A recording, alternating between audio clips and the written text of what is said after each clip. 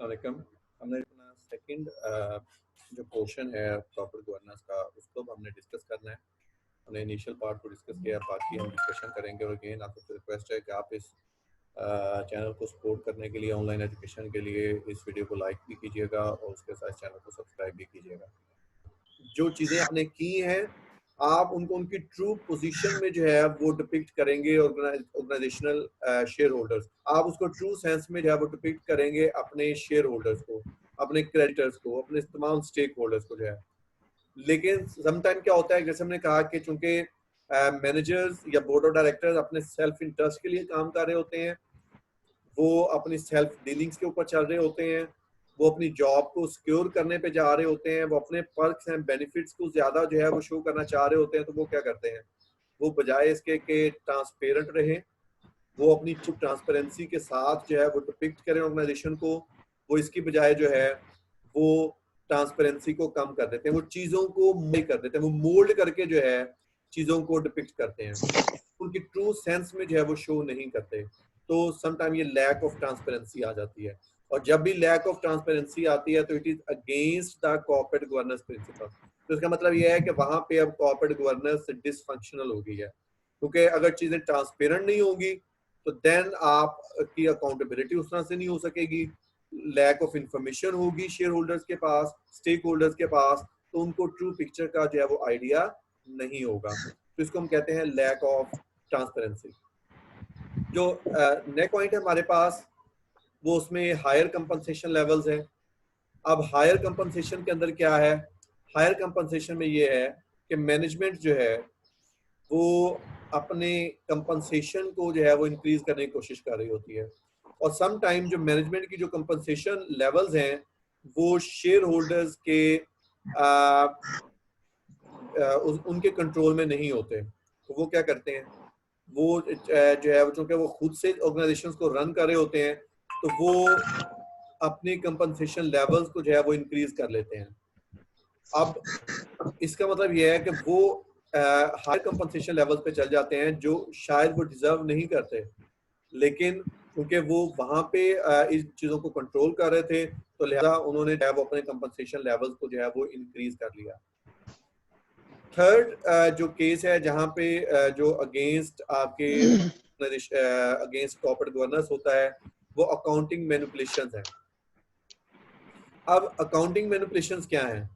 Accounting manipulation में basically ये है कि आप जैसे हम सब ने अकाउंटिंग पढ़ी हुई है, हमें ये पता है कि अब आपने चीजों को कैसे रिपोर्ट करना है। विद एन अकाउंटिंग जो है वो आपके पास डिफरेंट ऑप्शंस जो है वो अवेलेबल होते हैं।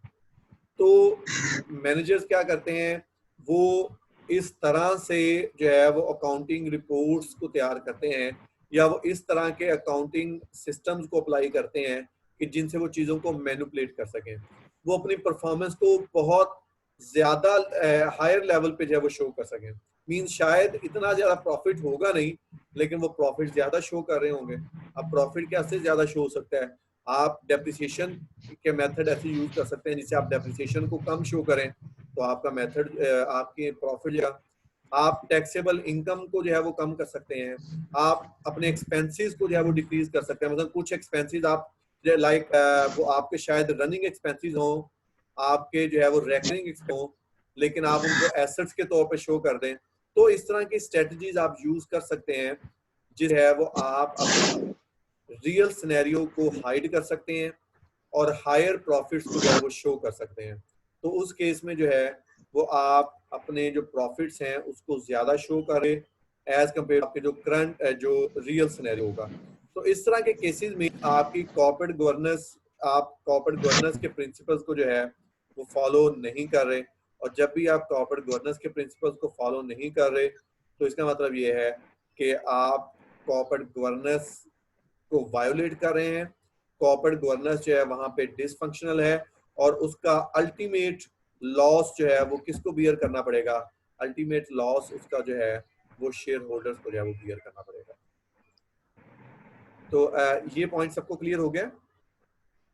तीनों पॉइंट जो हैं इसके अंदर अगर आप कुछ चीज डिस्कस करना चाहें, पूछना चाहें, वो आप कर सकते सर सेकंड वाले को दोबारा करिएगा, सेकंड वाले को प्लीज दोबारा हैं। हायर करिएगा। कंपनसेशन लेवल्स, इसमें हमने ये कहा कि जो कंपनसेशन लेवल्स होते हैं वो चूंकि बोर्ड ऑफ डायरेक्टर्स ने जो है वो उनको सेट करना है, और बोर्ड ऑफ डायरेक्टर्स भी जो है वो मैनेजरियल लेवल्स पे भी कुछ होते हैं आपके, तो शेयर होल्डर्स का एज एच ऐसा कंट्रोल नहीं होता मैनेजर्स के कंपनसेशन लेवल्स पे। तो वो क्या करते हैं, वो अपने कंपनसेशन लेवल्स को हाई कर लेते हैं, मींस वो हायर सैलरीज अपने लिए रख लेते हैं, वो हायर बोनसेस पे चले जाते हैं, वो हायर फर्निश ऑफिस ले रहे होते हैं, कंपनी मेंटेन्ड व्हीकल्स ले रहे होते हैं, राइट शेयर्स ले रहे हैं, जो उनके पास शेयर्स परचेज करने की ऑप्शन होती है। तो मींस लंप सम वो ज्यादा बेनिफिट ले रहे होते हैं ऑर्गेनाइजेशन से, जो जिसको वो डिजर्व करते हैं, या जो एक उस लेवल पे एवरेज लेवल पे होना चाहिए। इसको हम कहते हैं हायर कंपनसेशन। जी ये क्लियर हो गया? यस जी सर, जी सर। देन हमारे पास जो नेक्स्ट इसमें पॉइंट है जो हमने डिस्कस करना है वो है मैनेजरियल इंसेंटिव्स। तो अभी जैसे हम डिस्कस कर रहे थे कि जी मैनेजरियल इंसेंटिव्स, अभी एक स्टूडेंट ने ये डिस्कस किया कि जी मैनेजरियल इंसेंटिव्स की हमने बात करनी है, वो ज्यादा इंसेंटिव्स ले रहे होते हैं और इस तरह की चीजें होती हैं। तो अब हमने डिस्कशन करनी है मैनेजरियल इंसेंटिव्स के ऊपर। और जब हम मैनेजरियल इंसेंटिव्स की बात करते हैं तो हमारे पास इंसेंटिव्स में जो है वो बेसिकली इसमें जो इंसेंटिव्स होते हैं वो दो तरह के इंसेंटिव्स होते हैं हमारे पास, explicit incentives and implicit incentives, और इसको हम कहते हैं सोफिस्टिकेटेड मिक्स ऑफ इंसेंटिव्स। तो हम बात सोफिस्टिकेटेड ऑफ इंसेंटिव्स की। एक्सक्यूज मी सर, जी ये कमरे की आवाज आ रही है बार बार, ये जो माइक से म्यूट कर दें।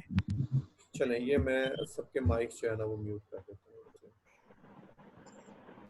अच्छा ये थोड़ा सा मैं शायद ना मेरी साइड में कोई नेट का इशू है, तो चूंकि स्क्रीन शेयरिंग में ना थोड़ा सा लो हो जाता है जब हम स्क्रीन को शेयर कर रहे होते हैं। तो काइंडली आप तमाम स्टूडेंट से रिक्वेस्ट है कि अपने माइक्स को चेक कर लीजिएगा। अगर किसी भी स्टूडेंट का माइक चल रहा है तो आप उसको जरा ऑफ कर लीजिएगा प्लीज। तो इसके अंदर जो है वो हम बात करें जी मैनेजरियल इंसेंटिव्स की। तो मैनेजरियल इंसेंटिव्स में हमने कहा जी हमारे पास इम्प्लिसिट इंसेंटिव्स होंगे।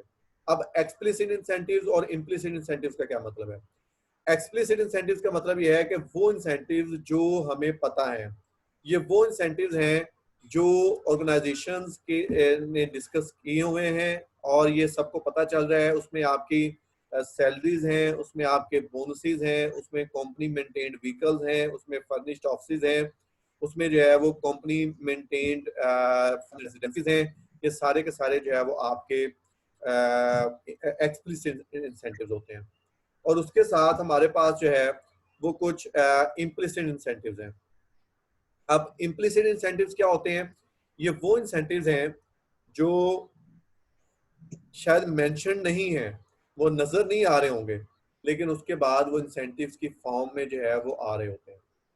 अब इसमें सबसे पहले हम बात करेंगे एक्सप्लिसिट इंसेंटिव्स की।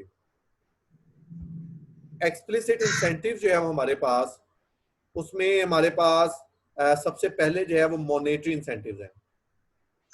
एक्सप्लिसिट इंसेंटिव्स में हमारे पास सबसे पहले मॉनेटरी इंसेंटिव्स आते हैं।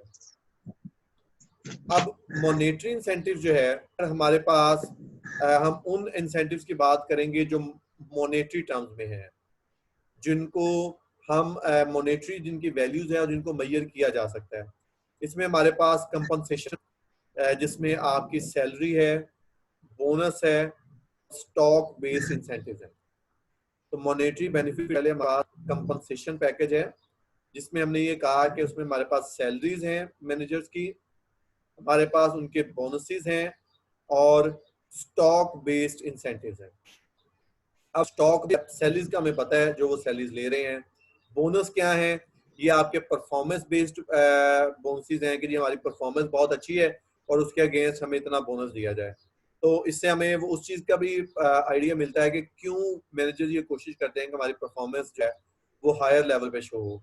और उसके साथ हमारे पास स्टॉक बेस्ड इंसेंटिव्स होते हैं। स्टॉक बेस्ड इंसेंटिव्स क्या होते हैं कि ऑर्गेनाइजेशन जो है शेयर अपने मैनेजर्स को एक इंसेंटिव देती है कि आप हमसे अपने जो कंपनी के शेयर्स हैं अगर आप चाहें तो परचेज कर सकते हैं, अवेलेबल है, और आप हमसे इसको जो है वो 50 रुपीज में परचेज कर सकते हैं। अब इसका मतलब क्या हुआ? मतलब ये एक्सक्यूज मी हुआ सर, जी। सही है, आपकी पीछे से काफी वॉइस कट हो गई है। ओके, चलिए मैं इसको रिपीट करता हूँ। हमने कहा कि हम बात कर रहे हैं कंपनसेशन पैकेज की under monetary incentives, compensation package under monetary incentive. और उसके अंदर हमने ये कहा कि इसमें मॉनेटरी इंसेंटिव में हमारा जो है वो सबसे पहले कंपनसेशन पैकेज है जिसमें सैलरी है, बोनस है और स्टॉक बेस्ड इंसेंटिव्स हैं। Salaries, bonuses and stock based incentives. और सेकंड जो है वो अब हम बात कर रहे थे स्टॉक बेस्ड इंसेंटिव्स की कि स्टॉक बेस्ड इंसेंटिव्स का मतलब क्या है। हमने ये कहा जी स्टॉक बेस्ड इंसेंटिव का मतलब ये है कि ऑर्गेनाइजेशन ने अपने मैनेजर्स को एक ऑफर दी है कि जी आप अगर चाहें तो आप जो है अपनी के शेयर्स को परचेज कर सकते हैं। और सपोज कंपनी के शेयर्स की जो प्राइस है मार्केट में वो 70 रुपीज है। हमने कहा सपोज अगर हम एंग्रो की एग्जांपल ले लें और एंग्रो के पर शेयर प्राइस मार्केट में 70 रुपीज है। कंपनी ने आपको कहा कि ये शेयर जो 70 रुपीज में मार्केट का मिल रहा है स्टॉक चेंज में, ये आपको 50 रुपीज का जो है वो मिल जाएगा। अब इसका मतलब ये है कि अगर मैनेजर उसको 50 बेनिफिट मिल रहा होगा, इसको हम कहते हैं स्टॉक बेस्ड इंसेंटिव कि सम टाइम ऑर्गेनाइजेशन अपने मैनेजर्स को शेयर्स परचेज करने की ऑप्शन देती है at a lesser price as compared to the price in the market. अब उसका बेनिफिट कंपनी को क्या बेनिफिट होता है? कंपनी को उसका बेनिफिट ये होता है कि चूंकि अब वो शेयर जो है वो मैनेजर्स के पास भी होंगे तो वो शायद उसकी वैल्यू को इंक्रीज करने की कोशिश करें और उससे शेयर होल्डर्स को भी अल्टीमेटली बेनिफिट जो है वो मिलेगा। तो ये इसको हम कहते हैं स्टॉक बेस्ड इंसेंटिव्स। उसके बाद कंपनसेशन बेस है हमारे पास, सेशन बेस। अब सेशन बेस क्या है? वो लेवल जिसमें अपने मैनेजर्स की सैलरीज वगैरह को डिसाइड करती है और डेफिनेटली उसकी जो बेस है वो उनकी परफॉर्मेंस होती है। तो उसको भी जो है वो आप मैनिपुलेट कर रहे होते हैं परफॉर्मेंस को। समटाइम आपको अगर प्रॉफिट मैनेजर्स ये क्लेम करते हैं ये चूंकि हमने बहुत अच्छा काम किया है तो इस वजह से हमारे प्रॉफिट बहुत ज्यादा हो रहे हैं। लेकिन अगर लॉस हो जाता है तो लॉस के लिए वो कहते हैं कि जी ये मार्केट के हालात ठीक नहीं थे, ये जो है इस टाइम पे सबको लॉस हुआ है तो इसमें हमारा नहीं है बल्कि ये ओवरऑल मार्केट कंडीशन ऐसी है। तो डेफिनेटली कंपनी इस चीज को देखेगी कि इस टाइम पे मार्केट की सिचुएशन क्या थी। For example oil prices down हो गई और उसकी वजह से जो है वो कंपनी को लॉस हुआ, उसका बिजनेस इस तरह का था, तो डेफिनेटली उसमें मैनेजर्स कुछ नहीं कर सकते। ओवरऑल स्लंप आ गया तो उसके अंदर मैनेजर्स कुछ नहीं कर सकते। तो इसमें जो है वो कंपनसेशन बेस जो है वो डिसाइड किया जाता है। देन स्टेट शेयर्स और stock options, state shares and stock option. जो मॉनेटरी बेनिफिट होता है वो स्टेट शेयर्स की सूरत में भी दिया जा सकता है और स्टॉक ऑप्शंस की सूरत में भी दिया जा सकता है। स्टॉक ऑप्शंस की हमने बात कर ली है कि स्टॉक ऑप्शंस बेसिकली क्या है कि आपने शेयर होल्डर्स को, आपने मैनेजर्स को ये ऑफर दिया है कि अगर वो चाहें तो लेसर प्राइस पे शेयर्स को परचेज कर सकते हैं, या आप उनको जो है और उसको आप परफॉर्मेंस के साथ जो है वो रिलेट कर देते हैं कि अगर आपकी परफॉर्मेंस इस लेवल पे गई तो हम आपको इतनी इंस्ट्रक्शंस दे देंगे। सेकंड स्टेट शेयर्स भी हो सकता है। स्टेट शेयर्स का मतलब यह है कि आप उसको परफॉर्मेंस के साथ जो है वो उसको कनेक्ट नहीं करते बल्कि आप सिंपली जो है वो उनको कह देते हैं कि जी आप इतनी अमाउंट के जो है वो शेयर्स परचेज कर सकते हैं। तो रिसर्च ये कहती है कि स्टॉक ऑप्शंस जो है ज्यादा बेहतर है एज कंपेयर टू ऑप्शन, क्योंकि राइट ऑप्शन तो आप फौरी तौर पे शेयर्स दे देते हैं और उनमें मैनेजर्स की जो परफॉर्मेंस है उसको नहीं देखा जाता, जबकि जो स्टॉक ऑप्शन है उसको चूंकि आप परफॉर्मेंस के साथ जो है वो उसको रिलेट कर रहे होते हैं, तो वहां पे जो है वो उसको परफॉर्मेंस को मैनेजर अपनी इम्प्रूव करने की कोशिश करेंगे ताकि जो है वो हायर लेवल ऑफ जो स्टॉक ऑप्शंस हैं वो उनको मिल सके। तो इसके अंदर हमने जो बात की इंसेंटिव्स की, तो हमने सबसे सर, पहले जी ये जो स्टॉक ऑप्शन है ये सिर्फ तभी एप्लीकेबल होगा जब मैनेजर एक स्टिपुलेटेड जो उनको वो दी गई होती परफॉर्मेंस लाइन वो जब उसको पूरा कर लेंगे, अदरवाइज ये एप्लीकेबल नहीं होगा। Exactly, very right. जबकि राइट ऑप्शन, राइट शेयर का मतलब यह है स्टेट शेयर, स्टेट शेयर का मतलब यह है कि आप विदाउट परफॉर्मेंस मेजर जो है वो उनको आप शेयर दे देते हैं। तो रिसर्च ये कहती है कि stock option is better choice as compared to the state shares. तो ये एक्सप्लिसिट इंसेंटिव्स थे जिसको हमने मॉनेटरी बेनिफिट्स में कहा। अब उसके बाद हम बात करेंगे इम्प्लिसिट इंसेंटिव्स की। अब इम्प्लिसिट इंसेंटिव्स का मतलब है ये वो इंसेंटिव्स होंगे जो शायद हमें नजर नहीं आ रहे होंगे, लेकिन वो मैनेजर्स उसको इंसेंटिव्स के फॉर्म में ले रहे होते हैं। इसमें for off managers and top active due to poor performance. For example, अगर किसी ऑर्गेनाइजेशन की परफॉर्मेंस पुअर है, उसको लॉसेज हुए हैं, तो अब जो बोर्ड ऑफ डायरेक्टर होंगे, अब ये शेयर होल्डर्स की तरफ से प्रेशर आएगा कि कंपनी की परफॉर्मेंस इतनी डाउन क्यों हो गई है, और प्रेशर के ऊपर आएगा वो बोर्ड ऑफ डायरेक्टर्स के ऊपर आएगा। डेफिनेटली बोर्ड ऑफ डायरेक्टर्स को जो है वो शेयर होल्डर को जो है वो जस्टिफाई करना पड़ेगा, वो उन्हें जो है वो सेटिस्फाई करना पड़ेगा। डायरेक्टर्स किसको अकाउंटेबल करेंगे पुअर परफॉर्म के लिए? पुअर परफॉर्मेंस जो मैनेजर्स हैं और जो सीईओ है, सीएफ, टॉप एग्जीक्यूटिव है ऑर्गेनाइजेशन है, वो अकाउंटेबल किया जाएगा। तो पुअर परफॉर्मेंस की वजह से है वो जो आपके मैनेजर्स हैं उनको फायर किया जाए, उनको रिमूव किया जा सकता है। तो इस वजह से अगर उनकी परफॉर्मेंस बेहतर होगी तो ना ही उनको फायर किया जाएगा, ना ही उनको जो है वो रिमूव किया जाएगा। तो ये इम्प्लिसिट बेनिफिट है कि अगर जो है वो बेटर परफॉर्मेंस देते हैं, होल्डर्स के बेटर इंटरेस्ट के लिए काम कर, तो उनको रिमूव नहीं, इम्प्लिसिट बेनिफिट है। Then threat of hostile takeover. अगर Excuse me, sir. In a जी layman language, excuse me, sir. जी In a layman language, implicit is only mean the protection of job. no, it's Am I right? no, it's just one point. Huh. Implicit benefit means they are the benefits just like the monetary benefits, but they cannot be measured just like the monetary benefits. उसके अंदर जो They are just securing their jobs, na? yes, we can say they are basically securing their jobs, they are securing their future, or they are determining the way forward for getting higher level jobs in other organizations in the future as well. कि अगर उनकी performance अब बहुत अच्छी रही तो ना तो उनको इस ऑर्गेनाइजेशन से रिमूव किया जाएगा, बल्कि उनके पास बेटर चांसेस होंगे कि वो किसी और ऑर्गेनाइजेशन में उससे भी अपर पोजीशन पे जो है वो मूव कर सकते हैं। Sir, it's mean to say the implicit incentives is parallel to the explicit incentives. Parallel चलते हैं ये दोनों. Yes, they are parallel, but we can measure the explicit incentives in the monetary forms.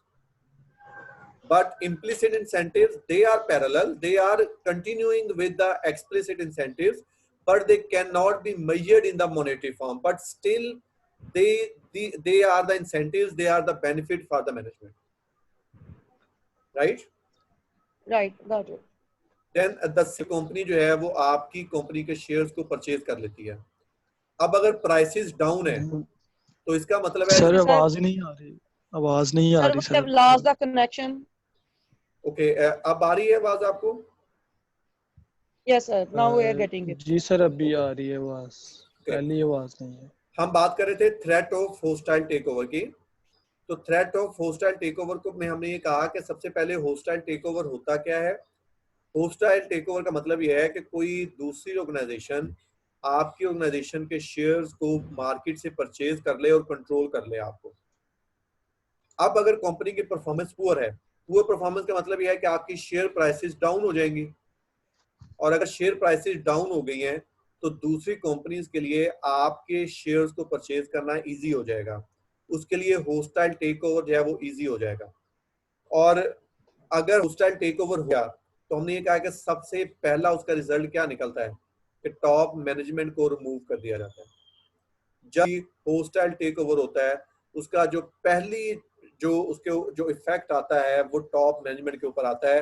Company जो जो नई company आती है वो अपनी टॉप मैनेजमेंट को लेके आती है और वो पहले वाली टॉप मैनेजमेंट को वो रिमूव कर देती है।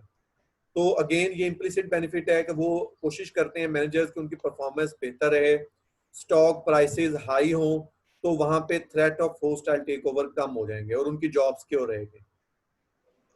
सर ये जो इन हॉस्टल जो टेक ओवर हो रहा है इसमें जो दूसरी कंपनी है वो क्यों खरीदना चाह रही है उसके शेयर, जबकि वो जान रही है कि ये कंपनी जो है लॉस में जा रही है, तभी तो इसके शेयर्स की प्राइस गिर गई है। राइट, क्या तो उनके ज़हन में ये है कि इन केस अगर हम मतलब कि ये मैनेजमेंट बेटर वर्क नहीं कर रही, अगर हम मैनेजमेंट को चेंज कर दें तो शायद हम एक बेटर ऑप्शन में हो जाएं कि हम इस कंपनी की शेयर प्राइस को राइज कर सकें। क्या ये सिनेरियो लेके वो जहन में आते हैं तब वो हॉस्टल करना चाहते हैं? जी, very right. Just take one example of kind of merger और take over for Wall's Polka. Pakistan में वॉल्स और पोलका का जो है वो वॉल्स ने टेक ओवर कर लिया उसको, जो है वो क्यों किया गया टेक ओवर जो है? इसलिए कि पोलका की शेयर प्राइस गिर रही थी सारी। अब देखें यहाँ पे शेयर प्राइसेस का शायद इतना नहीं होगा, मार्केट शेयर का बड़ा इसमें कंसर्न था कि वॉल्स को सिर्फ एक ही कंपनी से जो है वो कंपटीशन, टफ कंपटीशन मिल रहा था। वो किससे मिल रहा था? पोलका से। तो अब वॉल्स जब उसको परचेज कर लिया तो उस टाइम पे जो है वो उनकी मोनोपोली आ गई थी। उसके बाद जब जो है वो ओमोर आई है तो देन उनको जो है वो अगेन जो है वो उनको कंपटीशन फेस करना पड़ा है। तो इसमें बहुत सारे इसमें चीजें होती हैं। इसमें एक एलिमेंट वो है जो आपने कहा कि जी प्राइस डाउन हो रही है तो उन्हें लग रहा है कि जी हम इसको ओवरटेक करके जो है वो उसको तरीके से चला सकते हैं। वो मार्केट पोजीशन को सिक्योर करने के लिए कर सकते हैं, अपनी कंपटीशन को कम करने के लिए कर सकते हैं, वो अपनी डाइवर्सिटी के लिए कर सकते हैं। उनके पास एक्सेसिव कैश पड़ा हुआ है, वो अपनी डिफरेंट और बिजनेस में जाना चाह रहे हैं। तो इसमें टेक ओवर के बहुत सारे एलिमेंट्स हो सकते हैं इसके अंदर जो है। नहीं sir, when we are talking about forcefully, जब हम फोर्सफुली की बात करें तो उसमें what does it mean by forcefully? वो तो तब ही होगा ना जब एक कंपनी लॉस में जा रही है, आप तभी उसको फोर्स कर सकते हैं। इन केस अगर कंपनी लॉस में नहीं जा रही तो फिर कैसे फोर्सफुली होगा? फोर्सफुली का मतलब ये होता है, फोर्सफुली का मतलब ये है कि आप कंपनी के शेयर, देखिए टेक ओवर होगा कैसे? एक कंपनी दूसरी कंपनी के शेयर्स को परचेज करेगी, राइट? अब वो परचेज कहां से करेगी? वो स्टॉक मार्केट से करेगी। और जब जिस कंपनी को टेक ओवर किया जा रहा है वो कोशिश कर रही होगी उससे बचने की, वो अपने शेयर होल्डर्स से खुद शेयर लेना शुरू कर देगी या अपने मेजर शेयर होल्डर्स को कहेगी कि जी प्लीज आप ये शेयर्स जो है वो सेल ना करें, राइट? इसको हम कहते हैं होस्टाइल टेक ओवर। और ये अगर कंपनी प्रॉफिट में हो तो भी हो सकता है, लॉस में हो तो भी हो सकता है। केस क्या होगा? अगर कंपनी लॉस में है और उसकी शेयर प्राइसेस डाउन होगी, फॉर एग्जांपल मैं एक कंपनी को जो है वो हम टेक ओवर करना चाहते हैं, सपोज हमारे सबकी एक कंपनी है और हम एक कंपनी एबीसी को टेक ओवर करना चाहते हैं। अगर उस कंपनी की शेयर प्राइसेस ज्यादा हैं तो हमें कंट्रोल करने के लिए ज्यादा कैश कंज्यूम करना पड़ेगा, कम कैश कंज्यूम करना पड़ेगा? ज्यादा कैश, क्योंकि शेयर प्राइसेस ज्यादा है, 1% शेयर परचेज करने के लिए ज्यादा कैश कंज्यूम करना पड़ेगा, राइट? जी जी। और अगर जो है वो शेयर प्राइस है तो हमें 51% शेयर परचेज करने के लिए जो है वो कम कैश कंज्यूम करना पड़ेगा। तो इसको हम होस्टाइल टेक ओवर कहते हैं। तो अगर प्राइसेस डाउन होंगी शेयर्स की तो वहां पे होस्टाइल टेक ओवर का थ्रेट इंक्रीज हो जाता है, और अगर प्राइसेस अप होंगी शेयर्स की तो होस्टाइल टेक ओवर का थ्रेट थोड़ा सा कम होता है। थ्रेट होता है लेकिन कम या ज्यादा हो जाता है। सर जी जी सर इसमें मैं भी कुछ ऐड करूं? जी जी please. Sir hostile take over एक केस हमने स्टडी किया था, वो कुछ ऐसे था कि कंपनी दूसरी कंपनी को एक्वायर करना चाहती थी। ये होती है एज पर दिस स्ट्रेटजी कि हम मैक्सिमम एक बंदे को कितने इशू करेंगे, 2-3। प्लीज रिपीट कीजिएगा। जी सर मैं रिपीट कर रहा हूँ। सर एक केस हमने स्टडी किया था जिसमें एक कंपनी दूसरी कंपनी को एक्वायर करना चाहती थी, यानी कि परचेज करना चाहती थी। और जिस कंपनी को परचेज करना चाहती थी उसने इनकार कर दिया, मतलब कि वो उसने कहा हम आपके आगे सेल नहीं होंगे। और उसने लिमिट इम्पोज की हुई थी कि मैक्सिमम एक शेयर होल्डर के पास कितने